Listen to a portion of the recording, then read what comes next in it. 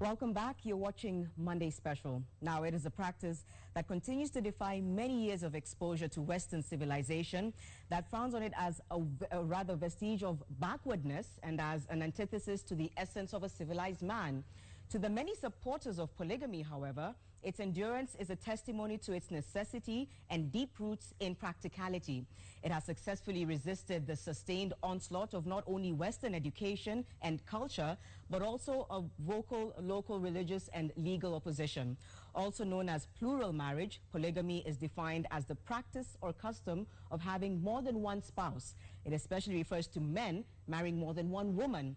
Although Kenyan law does not fully recognize polygamy, the practice is widespread and apparently popular in the country, with many communities recognizing polygamous unions. Many prominent Kenyans, including young, highly educated men and leading politicians, are openly living in plural unions. Now, the new constitution negated the Marriage Bill of 2007, which would have effectively legalized civil polygamous marriage in Kenya. However, the law allows for practice of polygamy among believers of the Muslim faith that is regulated by specific provisions related to Islam. The law categorically states that both partners in a marriage should be Muslims. Now, a poll on polygamy conducted by the research firm Ipsos reveals interesting findings. Let's now take a look at some of those results. Now, apparently, so common is polygamy that 79% of the respondents polled say that they know of at least a man in a polygamous marriage, while 21% say that they were not aware of that kind of person. And there are curious reasons for polygamy. According to those polled, when asked about the factors that drive polygamy among men, a majority of respondents, that is 46%, blamed lack of sexual satisfaction from one partner for polygamy. 44% attributed polygamy to too much money. That's a look at the statistics. I'll continue reading them for you, implying that polygamous men were wealthy enough to sustain such relationships. Of the respondents now, of course, sampled, 37% said men are in polygamous marriages because of falling out with their first wife, while 17% said that long-distance relationships put on a strain on monogamous marriages and men therefore preferred to be in polygamous relationships. Now, factors, of course, like we indicated earlier, included no sexual satisfaction, too much money, disagreements with the first wife, and long-distance relationships. So, is there support for polygamous marriages? Now, according to the polls, 68% of the respondents actually do not support it at all. 18% showed little support, 12% support polygamy very much, while 2% aren't sure how they feel about it. Support for polygamy, of course, that's a look at the statistics as well. There's percentages over there. Let's move on. And when asked under what circumstances people would support polygamy, 31% said none. And equally, another 31% said barrenness. Of course, that is if a woman is unable to give birth. And said 6% said in the case of death of a spouse, while 3% said that they would accept it if a man is not sexually satisfied. So that keeps coming up again and again. So that's a look at some of those statistics for you, just based on the Ipsos and what the research that they were able to carry out. And of course, we're going to be speaking to our panelists very shortly, getting their views on those particular statistics as well, and seeing exactly how they feel about it. We'll get varied views, I'm sure. So we'll be able to come back with the panelists in just a short moment. Well, let's move on now and take a look at a story that Evelyn Wamboy had prepared for us based on the same. She was taking a look, of course, at the various angles surrounding polygamy, some of the aspects, cultural and other. She managed to put together some footage as well of various opinions that were voiced across the country, some of politicians and some of just Kenyans expressing their views. And interestingly as well, when we were going through the footage before, especially of some of the views of Kenyans, a lot of women that we talked to say they actually support it if a man is able to afford it. Let's now take a look at Evelyn Wamboy's research. When a regional magazine released its August 2012 edition, the country was forced into a conversation it wasn't sure it was ready for. And though many didn't openly discuss it at first, this particular edition flew off the shelves quite literally, with everyone grabbing a copy for whose cover story they wanted to read firsthand, seeing this regional magazine record one of its highest sales in recent history. The lady behind the cover was Linda Muthama, and the story accompanying it, her decision to come out in the open about her status as a second wife to one Walter Mungare, a renowned comedian known best for his stage name Nyambane. Her story about her cordial coexistence with especially the first wife and her family, as well as her admission that she does not regret falling in love with a married man, what sparked quite the conversation.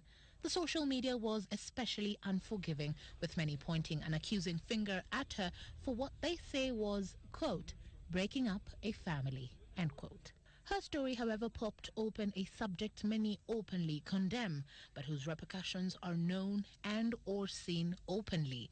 Infidelity, especially among married couples, is seen to be on the rise, though not many are willing to openly come out to admit that they are, quote, they are the man or woman, end quote. Which is the greater evil seems to be the question behind this discussion. To have a discreet affair behind your spouse's back, commonly referred to as mpango wa kando, or to come out openly to your spouse and your family about the decision to take in another partner.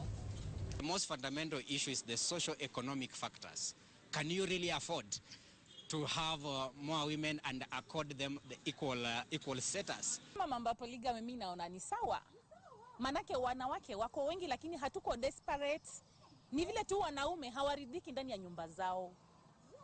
Wanapendeza na wasichana wa nje. Sasa mimi si mind. Hawa vijana wetu ambao wanainukia saa hii ambao wanajiita .com wasizidishe hata robo. Wachukue yule mmoja waangalie wataweza ama watashindwa. The conversation is more open in rural areas where traditions continue to accommodate polygamy, allowing such men to marry several women and even live with them under one roof, seeing them even share out household duties as members of one family. The opposite applies in urban areas where the option of a second spouse is considered infidelity and nothing short. Are we hiding our heads in the sand with regard to the subject of polygamy? Or are we using polygamy to negate the age-long values of the union that is marriage? Evelyn Wamboi, Monday Special. Like I said, some strong views from across the board. Even Wamboi sampling views from Mombasa, Nakuru, Nyeri, Kisumu as well there, and of course here in Nairobi. And let's just go straight to the discussion with my panelists on Monday Special tonight. Of course, right next to me on my right is Raphael Wanjala, and I want to throw this to you because you're a practicing polygamist. I want to start by asking you why you chose to become a polygamist. Well, you know, nobody plans to become a polygamist, but you find yourself in polygamy. You never planned it before? Nobody plans. Nobody plans? Nobody plans. So what changed? What happened? It's a normal setup that any normal man is supposed to have more than one wife. Mm-hmm. It's normal? It's normal.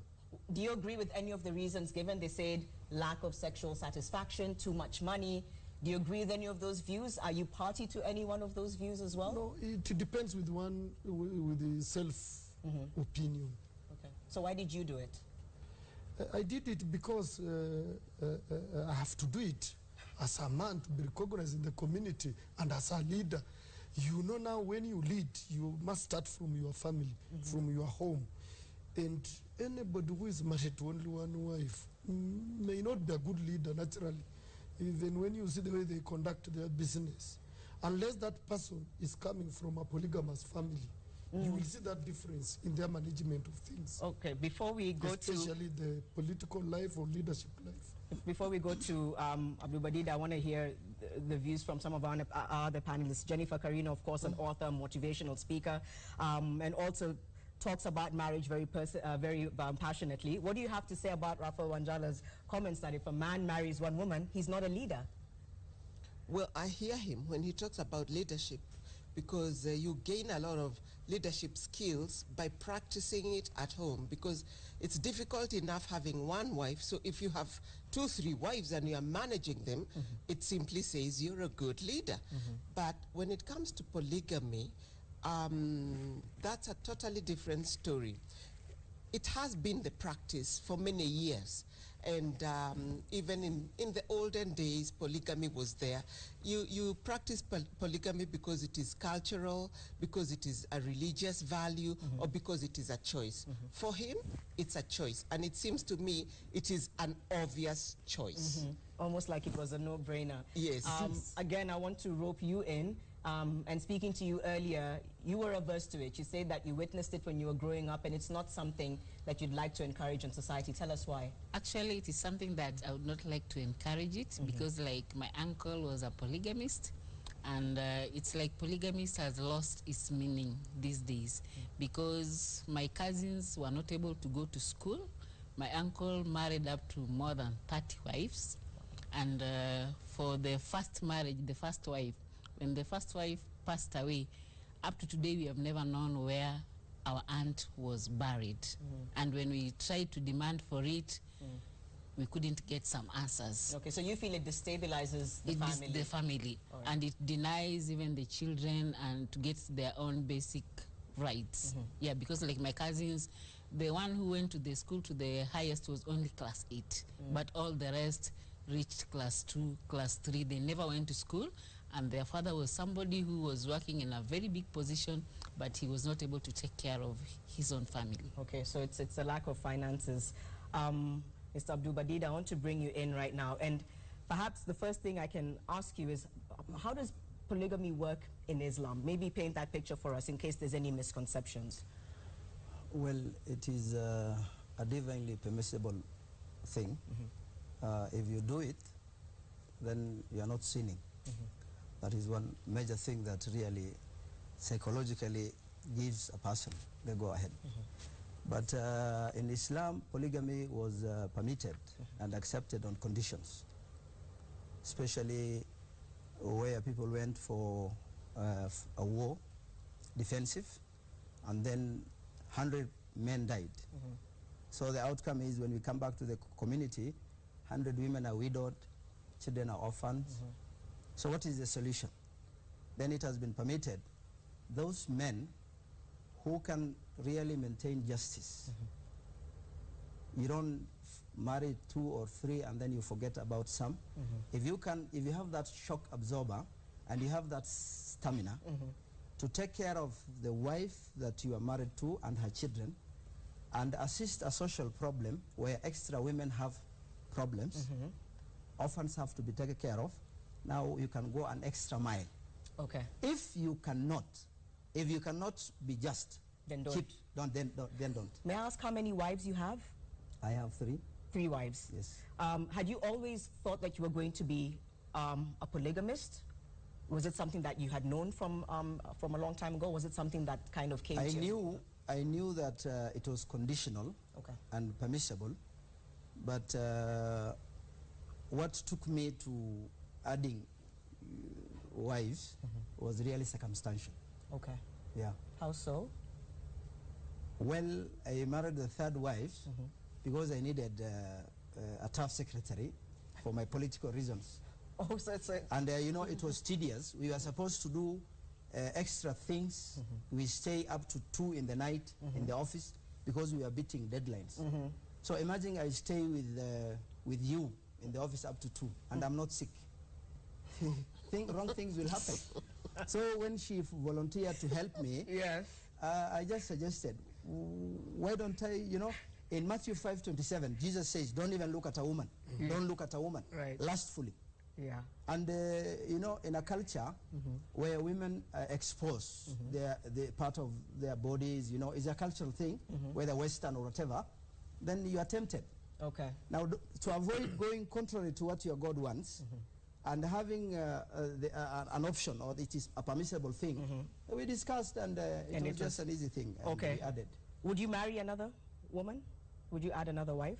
It will depend with the circumstance. Okay. How many wives do you have, Mr. Wanjala? I have 3. You have 3. Would you marry again? It will depend. Okay. So you're both saying it will depend. Yeah. It depends on the circumstances. It depends if you fall in love with someone else. That's what it depends on. Yes. Let me bring you in again, Mrs. Karina. Some people saying polygamy is the answer to curbing infidelity. How far do you agree with that? Well, I do not agree with that, because two wrongs don't make a right. You know, infidelity is a situation where you really are desiring of the flesh. You're lustful. You know, I subscribe to the Christian faith, and one of the things that we are said to regarding infidelity is flee from youthful lusts. And infidelity is indeed a no-go zone. So if you want to marry because you cannot tame your body, then it is not acceptable. And in any case, we believe in one man, one wife. Right. One wife. Okay. And so infidelity is a state of the mind, not being able to tame your body, because you know, when you do get married, when you do get married, you say that you are going to honor that marriage. You are going to honor the matrimonial bed. You're going to stay faithful to this relationship. So when you go against that, then you are actually going against the covenant that you made with your partner. Okay. Yes. Some people argue that polygamy is outdated.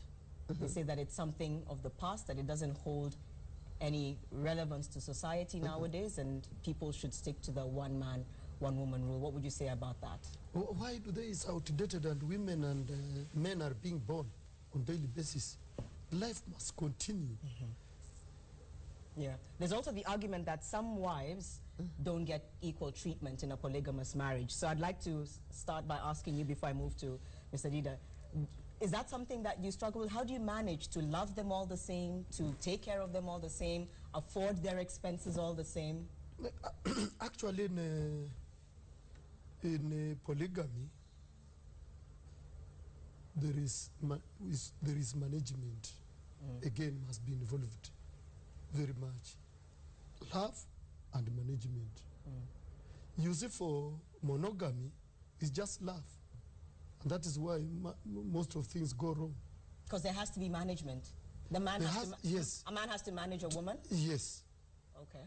You don't think that's a bit sexist to say a man, there has to be management? There has to be management in polygamy. But in monogamy, it's just love. Baby, where are you going? I'm following you. As you see now in polygamy, I want to go to Mombasa. I have to choose who to go to Mombasa. And that's next time, yes, next time I'll choose another one. The time I'll choose another one. It's just to plan. There are many men who are in a monogamous marriage, but they have failed to manage the families. Like I heard my sister talking of the man, because of polygamy, was not able to take his children to school. Many monogamous men have failed to take their children to school. Many polygamous men have taken their children to school. And in the society, if you hear of men who in these countries from a polygamous family, Uhuru Kenyatta is from a polygamous family. Raphael Wanzala is from a polygamous family. My mother was number 4. The who is who. I know you want to react. I know you want to react. I'll give you a moment, but also Odinga is from a polygamous family. Yeah. So you think polygamy breeds success? No, but you can see. All right. I want to get your reaction before we go to Mr. But I think polygamy doesn't bring that success, as he's trying to say, because most of these polygamous families, these second wives who come to the polygamous homes, they come with revenge. It is not that they are coming to make things look better, but they're even coming to make even things become worse, because they're not coming in good faith, because it's like they're coming to compete with the person whom they have found, maybe who has been married to this man.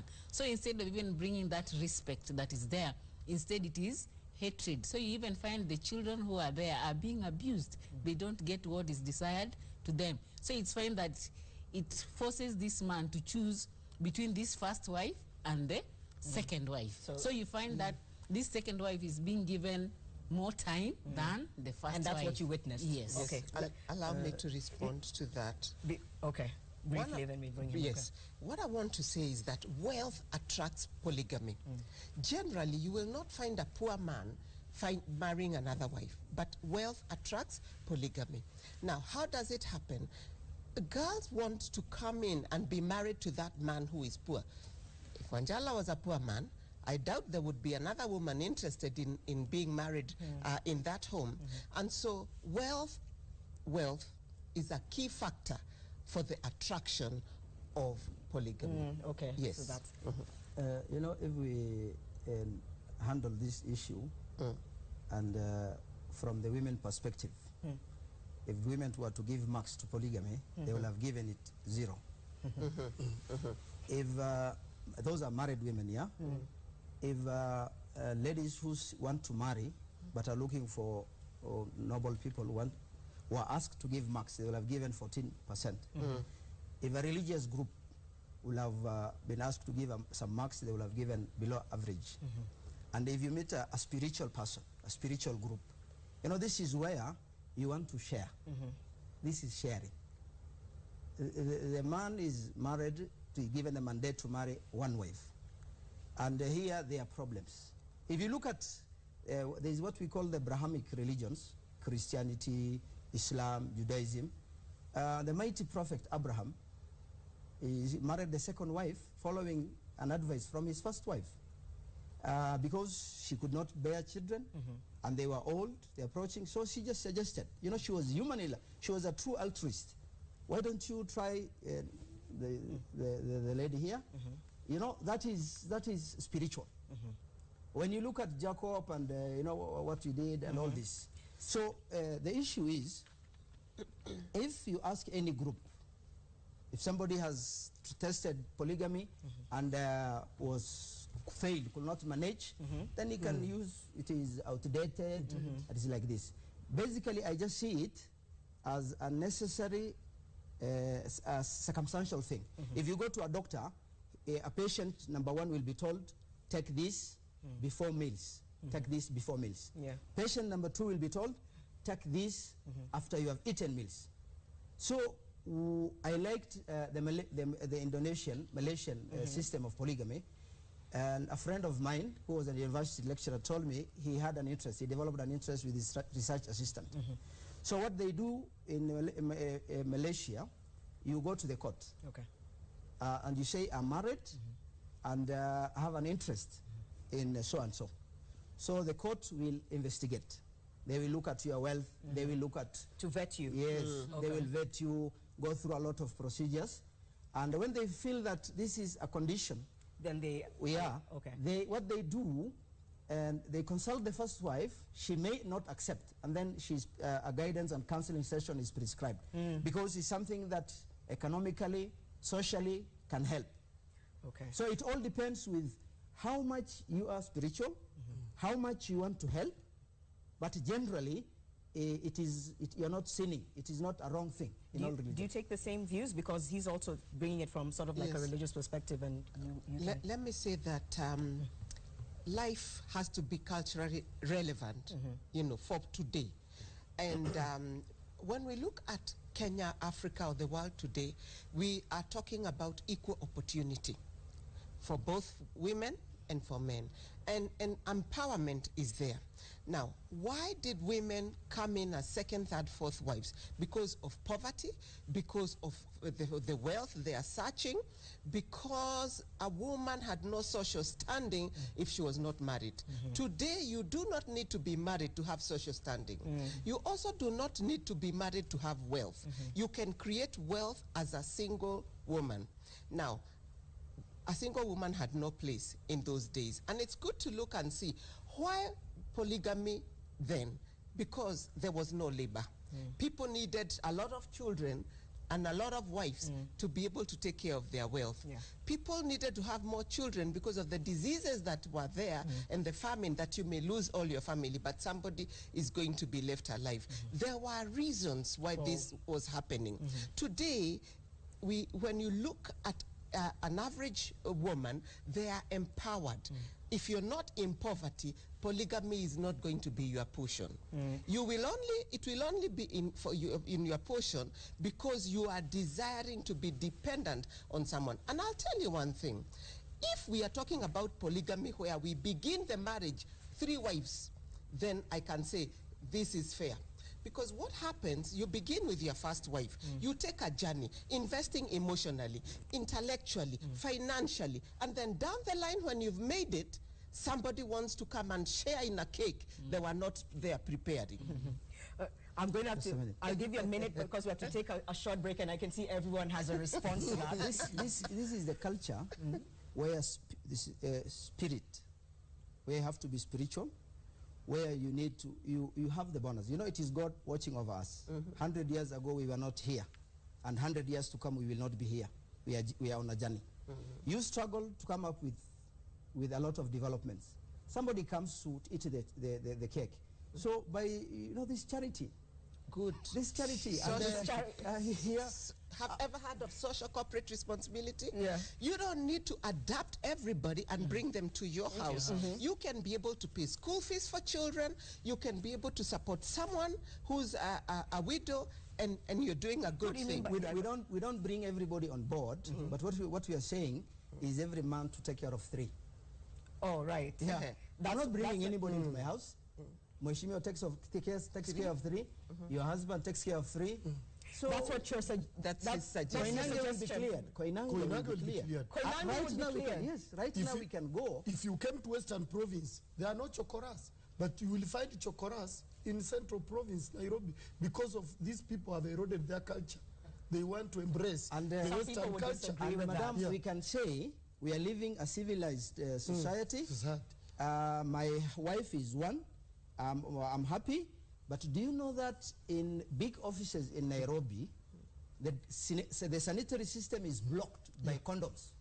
Somebody comes for assistance, you serve her. Somebody, why? There are so many children. We're going to have to take a short break, and we'll come back and read some of your views and continue our discussion. Stay on Monday Special.